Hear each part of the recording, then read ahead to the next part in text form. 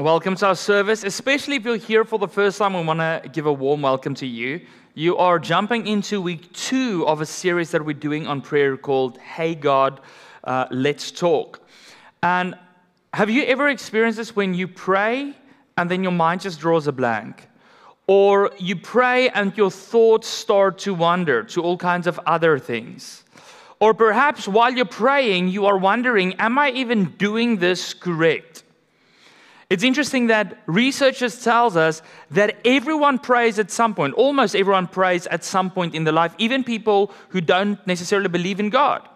Because when crisis hits, or when I'm facing confusion in my life, or if I experience a deep longing, there is something deep inside of us that calls out to someone and something that is bigger than our world, that's bigger than our lives.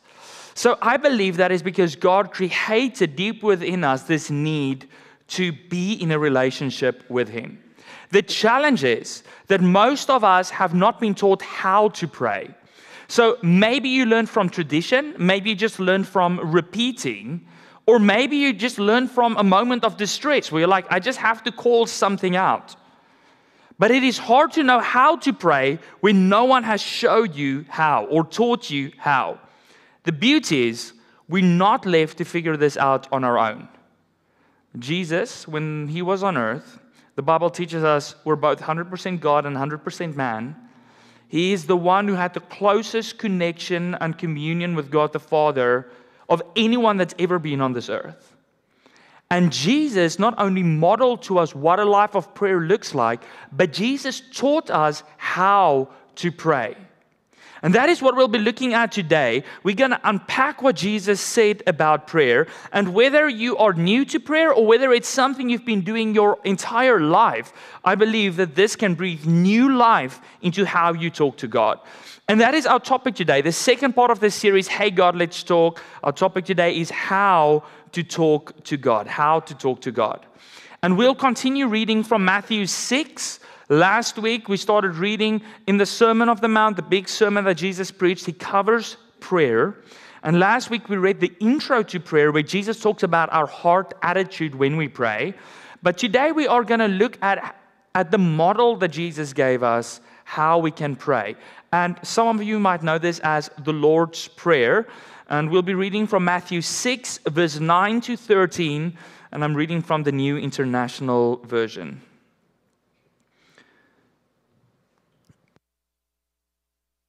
Jesus says, "This then is how you should pray. Our Father in heaven, hallowed be your name. Your kingdom come, your will be done on earth as it is in heaven. Give us today our daily bread and forgive us our debts, as we also have forgiven our debtors. And lead us not into temptation, but deliver us from the evil one." Do you see how Jesus starts this? This then is how you should pray. So Jesus is not asking us, will you consider praying? He knew that deep inside of us there is a need to pray, and we're going to pray at some point in our life. So instead of just leaving us to figure it out ourselves, He gives us guidance, and He says, when you pray, this is how to do it. And I think most of us, whether you are accustomed to prayer or whether it's new to you, our natural human tendency when we pray is to go to God with all of our needs and our wants. And I think the reason for that is because maybe deep inside of us, we feel that if I am talking to God, if I am talking to a higher power, then I might as well take the things to Him that I'm struggling with, the things that I cannot deal with on my own. But the problem with this is that often our prayer life doesn't develop a relationship with God, the relationship He wants, but our prayer life starts treating God as a vending machine where it's all about what we can get from God. Unintentionally, we try to use God to get the stuff we want. And Jesus starts this prayer so differently. And if you look at this, we basically have 6 lines in this prayer, where the first 3 parts of this prayer is all about God's glory, and the last 3 is all about our needs. And this is super important to understand because Jesus starts with God first. And then he goes to our needs. So when I'm saying we sometimes treat God as a vending machine to get stuff from him, I'm not saying it is wrong to ask God for the stuff we need. Jesus teaches that. We're going to get to that in a moment. But what Jesus is trying to show us is that there is a time to ask for provision, but that time cannot come before we have acknowledged, before we understand who God is and we give him glory. So there's an order to prayer. And I think when we follow that order, when we start with God's glory, it puts all of our needs that we pray for into perspective. So what I'm going to do is I'm going to go through the 3 parts that talks about God's glory, and then the 3 parts that talks about our needs, and we're going to understand that a little better, and then say, how do I use this in my daily life? So we're going to get real practical at the end of it. But Jesus starts, and he says, when you pray, it starts this way: Our Father in heaven. Now, if you were here last week, that's where I ended our sermon last week by talking about how radical this was when Jesus said, if you talk to God, it is not a distant deity, it is not this name that you're not allowed to pronounce. God is your Father, he's your dad in heaven. And I want you to understand how powerful this is for a moment. If I had to ask you to call the Prime Minister for me, get him on the phone for me, I'm pretty sure no one in this room would be able to do this. If I said, hey, can you get a hold of our Premier or of our Mayor? Most of you won't. There's a couple of people who can because we've got some politicians in our church. If I ask you, can you call a big CEO of Meta or of Google? You probably won't be able to access them. And Jesus says, when we pray, we are getting a hold of the creator of the universe, the God of gods, the King of kings. And he's not putting you on hold. He's not screening your calls. He doesn't have he's not like, hey, I'm not going to hand my number out. He's openly inviting us and saying, I want to hear from you. And not just from a transactional point of view, where it's about the stuff you want or where you are informing God, but from a personal place where we are in a relationship with God as our Father. There's not even a need to introduce yourself. I don't have to go like, hey God, yeah, it's Louis here, the guy moved from Cape Town to Canada. I work for one of your franchises. I don't have to give him background. He knows who I am. And he invites me to talk to him. Jesus starts with making prayer personal. Prayer is not transactional. Prayer is not a to-do list item that you have to tick off, a religious ritual that you have to follow. It is a dialogue with God. He's on the other side of the dialogue. And that's the first thing I want you to see today, that prayer isn't transactional, prayer is relational. The goal of prayer is not about getting stuff from God. The goal of prayer is connection and communion with God, is relationship with God. And I think the other beautiful thing is when we do say our Father in heaven, Jesus didn't just say our Father, but our Father in heaven, because it also helps us to understand that we're not just talking to a human being here. We're not just talking to a dad here on earth. We are talking to God, and yes, he's our Father, but he is so great. He is above this world. He's greater than everything we see and touch around us. So then Jesus follows it up. So that's the first part. It's personal. You're talking to your Father. But then it goes and he says, hallowed be your name. So the first part is about the relationship, but the second part is about God's glory and about worship. Where he says, hallowed be your name. That means holy is your name. It is this unique, one-of-a-kind status that God has. So God is not just our Father and it means he's like us. No, he's greater than us. He's holy. There's no one who has that status apart from God. Another way it could be translated is revered is your name, or acknowledged or set apart is your name. So when Jesus goes there, it is recognizing God for who he is. The only one with all power and all authority. Noah was great at this, King David. I personally believe this is probably, in most people, the weakest part of their prayer life, is giving God the glory. But King David, if you want to know how to do it, go and read some of the Psalms, the poems and the songs that he wrote. It's solid in the middle of if you have a paper Bible, just open it in the middle. You'll find the book of Psalms. But David brought all of his requests and all of his struggles to God. He would say like, oh, my life sucks. Look at everything that's going on. Or God, please help me. Help me through this valley. But then he would constantly switch back and just give God the glory. You're so great. You're so much bigger than everyone. And you're so much greater. And one of the most common words that you'll see in the Psalms is the word hallelujah. It's a Hebrew word that means praise God. For some reason, we don't translate it. We just leave it in Hebrew. But it literally means praise God. And David was so good at constantly praising God and giving God the glory for who He is. See, this is a statement of who God is, but it is also a request that God's name would be recognized and considered as holy in my life, in my school, at work, in my house, in my community.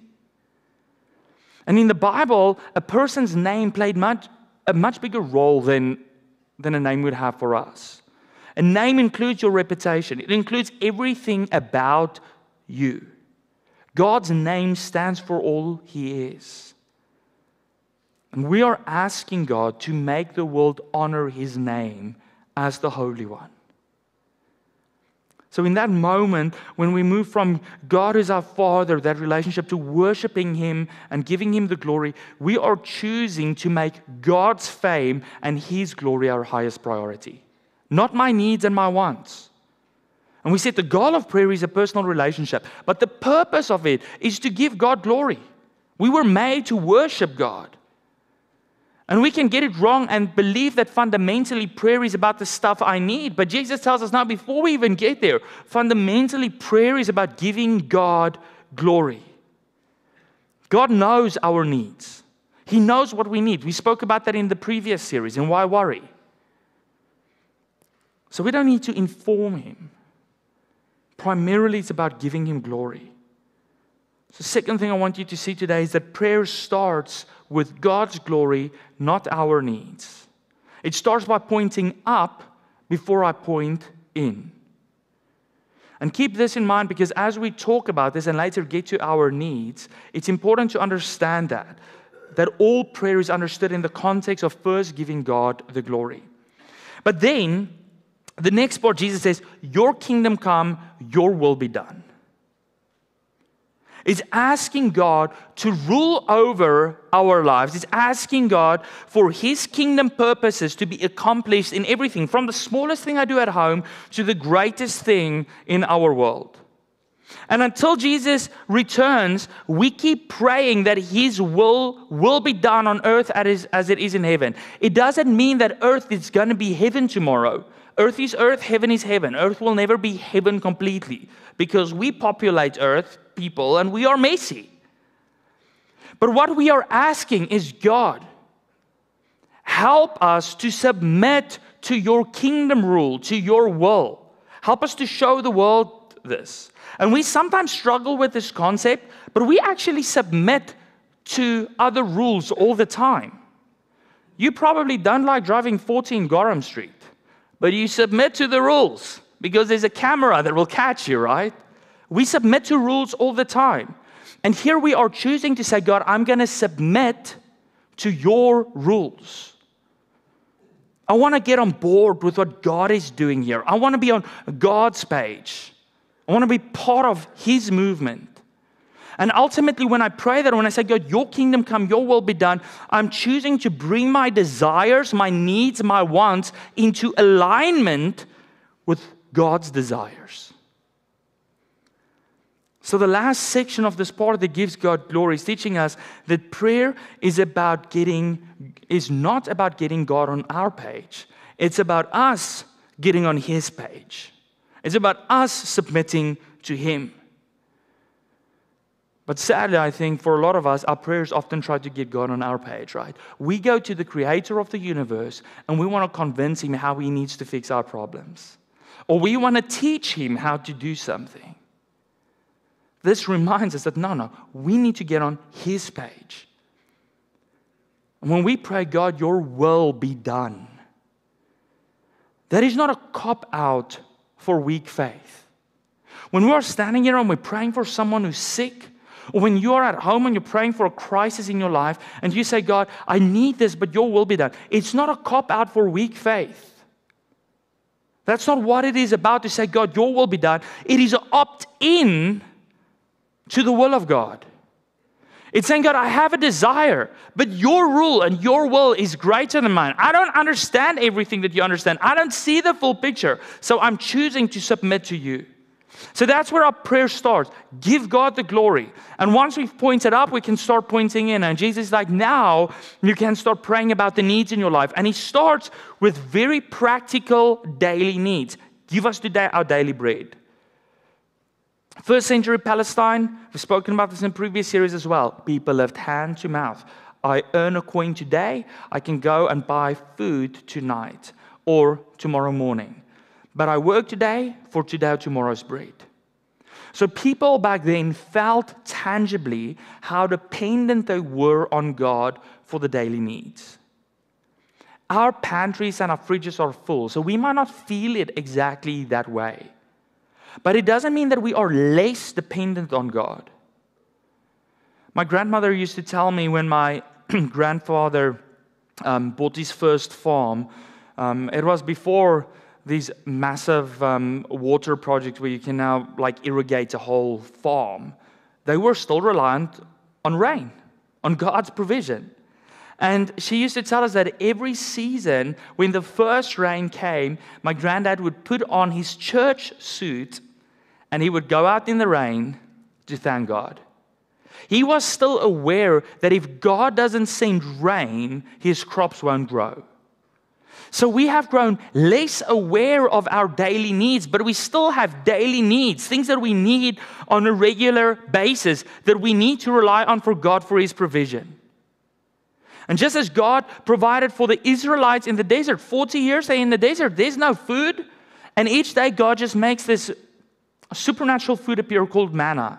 And it only lasts a day, except for Sabbath, when it needed to last longer because they weren't allowed to pick up the food on the Sabbath day. Then it lasted longer. But God provided for their need every day. And God has proven then, and is still proving today, that He will take care of our practical needs.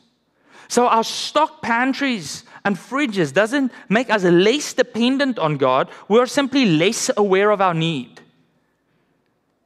Sadly, it's often when the crisis hits that we become aware of our need.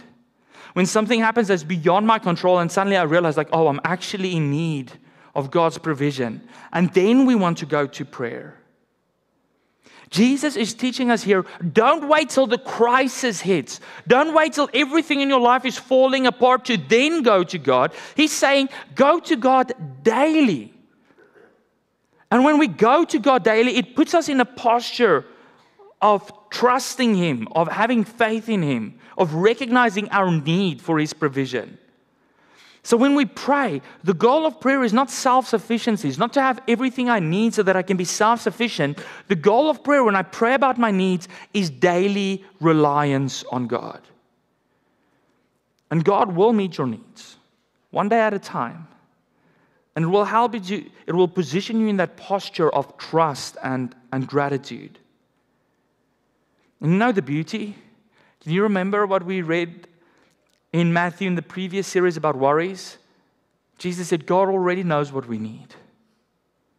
So we don't need to go with long explanations and tell God this is how I got in the problem and try to figure out how He needs to solve it for us. We don't need long explanations. It's like He knows what we need. It's about the relationship. He's like, ask me what you need, like a kid would ask his dad. God, I need you to come through for me today. I have a problem here. I cannot handle it on my own. And He's got you. Don't get sucked into your worries. Share your needs, what you actually need with Him.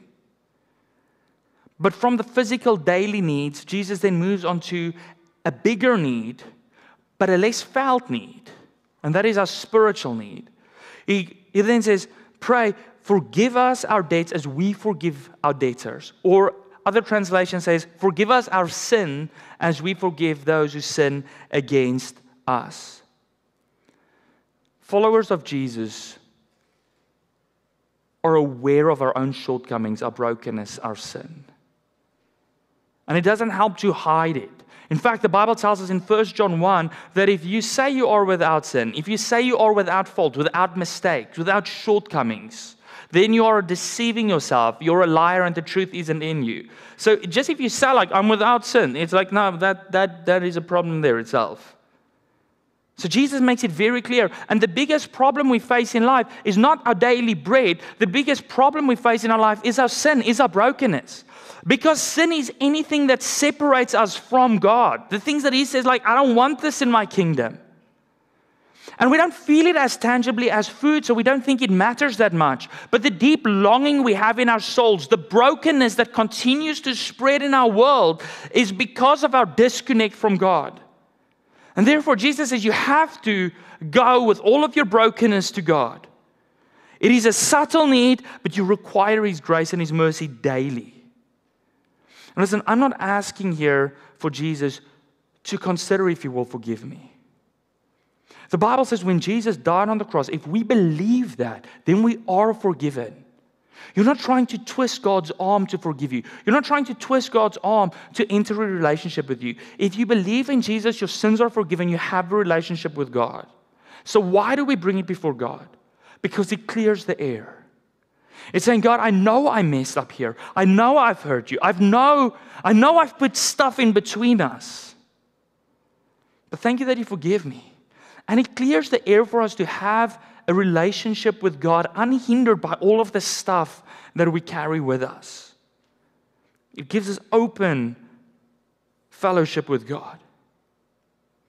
But then Jesus continues and He throws something in there and He's like, hey, if you expect God to forgive you, then you should have forgiveness with others.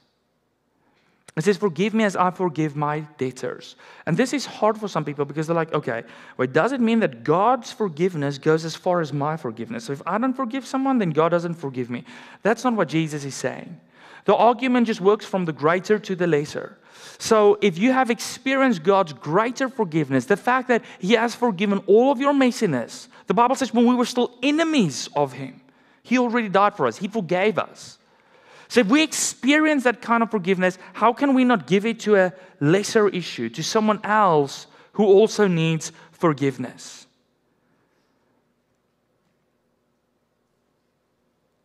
Forgiven people are supposed to be forgiving people. So prayer, when I pray this, when I pray, God, forgive me my sins as I forgive others, it reminds us that the cross frees us not only to be forgiven, not only to receive the forgiveness of God, but also to be able to forgive others. It frees us from our need of revenge. It frees us from bitterness. But then Jesus continues, and the last part, the third part of this, is lead us not into temptation, but deliver us from the evil one. So prayer is not just about asking God for stuff, provide this and give me this. It's also saying, God, lead me through my daily life, especially in trials, especially in moments of hardship, in things that wants to pull me away from you.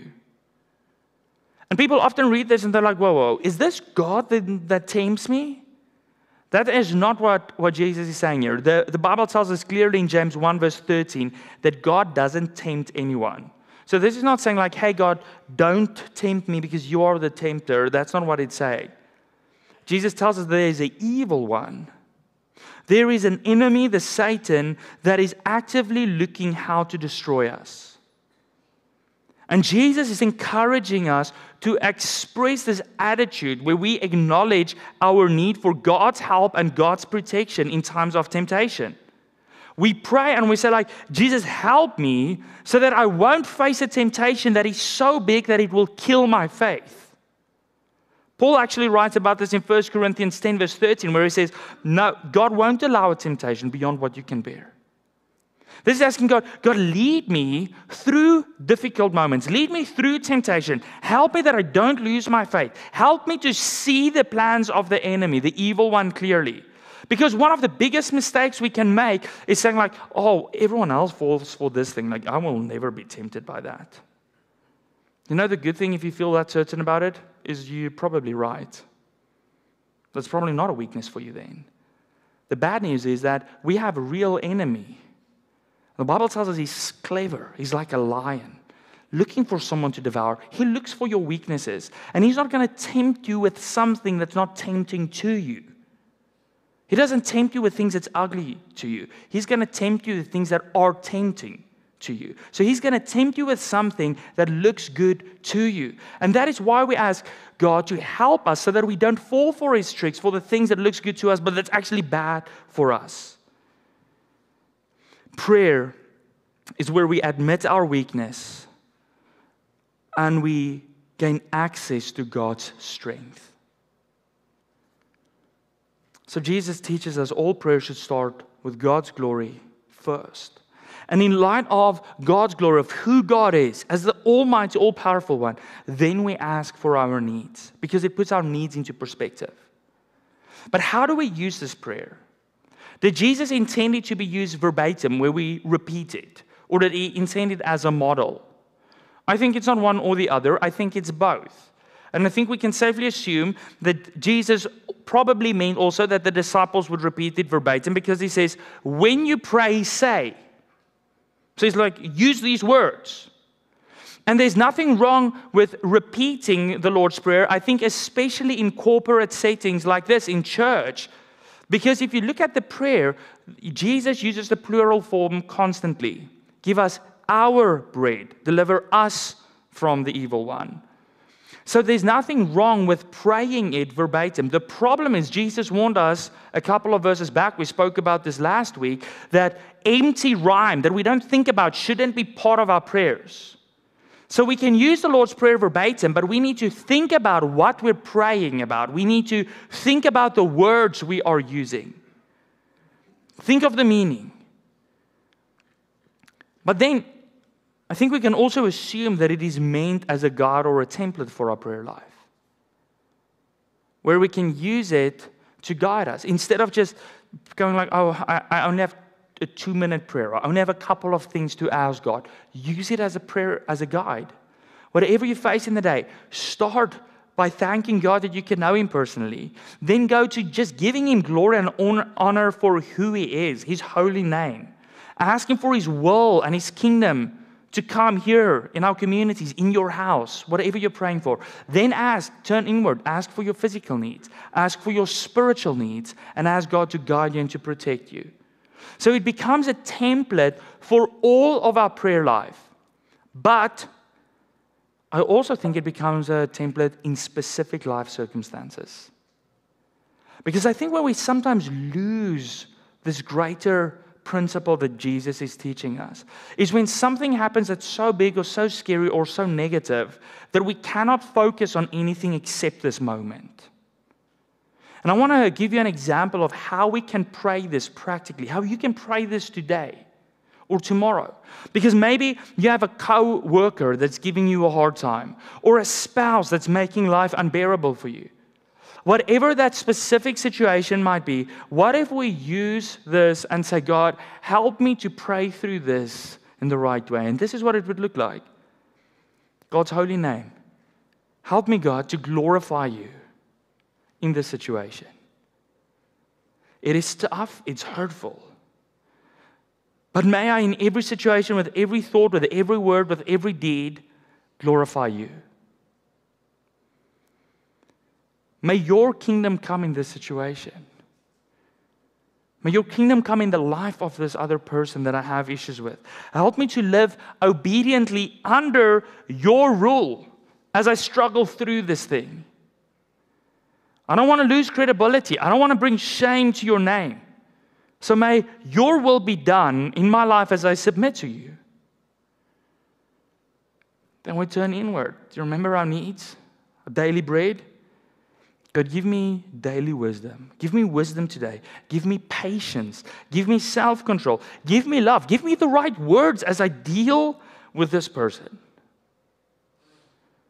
Remember forgiveness?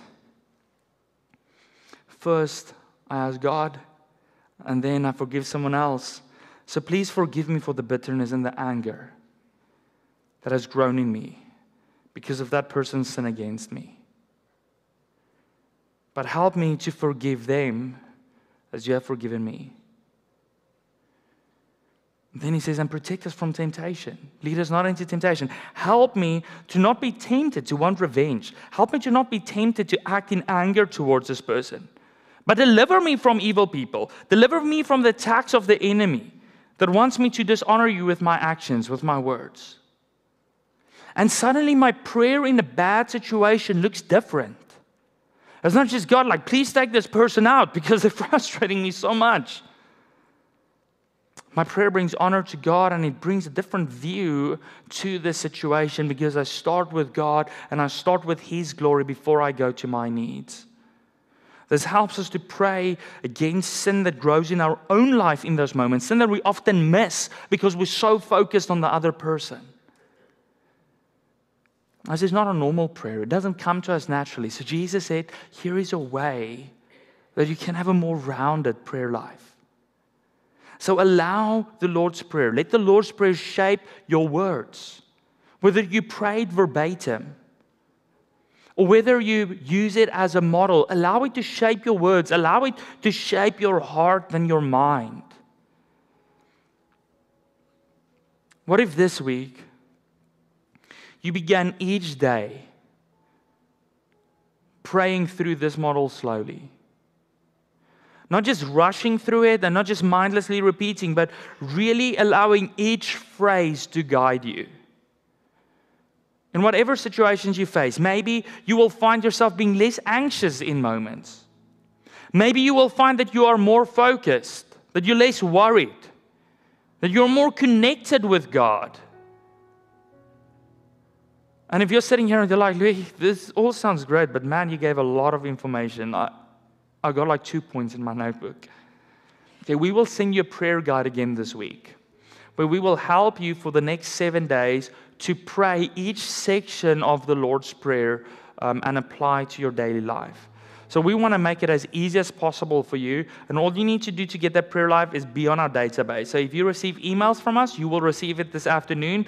If you're not on our database, tap that barcode, scan that disc, scan the barcode. If you're online, go to Welcome and Connect, fill in a connection card. If you're on our database by this afternoon, you will receive this guide, and it will help you to think through how the Lord's Prayer shapes our everyday prayers. Let's pray.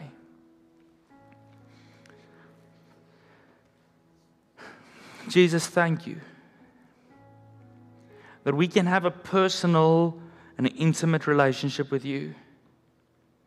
Father, that you are not far removed from us or have forgotten about us or withdrawn from humanity, but that you care deeply about us. That you care about our prayers. Thank you that you are so much bigger, so much greater than our fears and our worries, than the issues that we face in this world.